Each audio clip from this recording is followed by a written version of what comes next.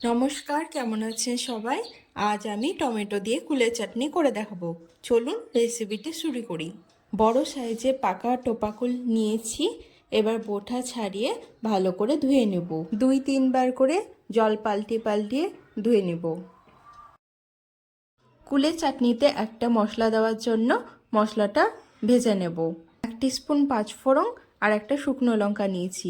শুকনো কড়াইয়ে নেড়ে মশলা তৈরি করে নিয়েছি। এবার কড়াইয়ে 2 চামচ তেল দিয়ে 1 টিস্পুন পাঁচফোড়ন দিয়ে ফোড়নটা করে নিলাম।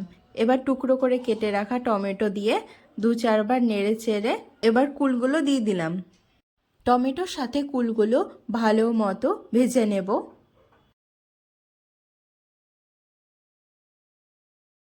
এবার দিচ্ছি পরিমাণ মতন লবণ ও সামান্য হলুদের গুঁড়ো দিয়ে আবারও ভালো মতো নেড়ে চেড়ে নেব। এবার গ্যাসের ফ্লেম আস্তে দিয়ে ঢাকা চাপা দিয়ে রান্নাটা হতে দেব। এবার ঢাকা খুলে নিলাম। টমেটোগুলো গলে গিয়েছে আর কুলটাও ভালো মতো সেদ্ধ হয়ে গিয়েছে।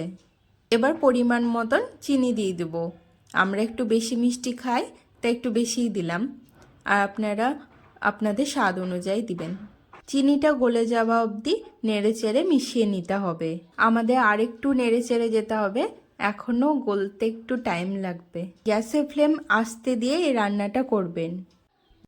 আস্তে আস্তে দেখুন আমাদের চাটনিটা গাঢ় হতে লেগেছে। এবার সামান্য বিট লবণের গুঁড়ো ছড়িয়ে দেব, আর তারই সাথে ওই ভাজা মশলার গুঁড়ো ছড়িয়ে দেব।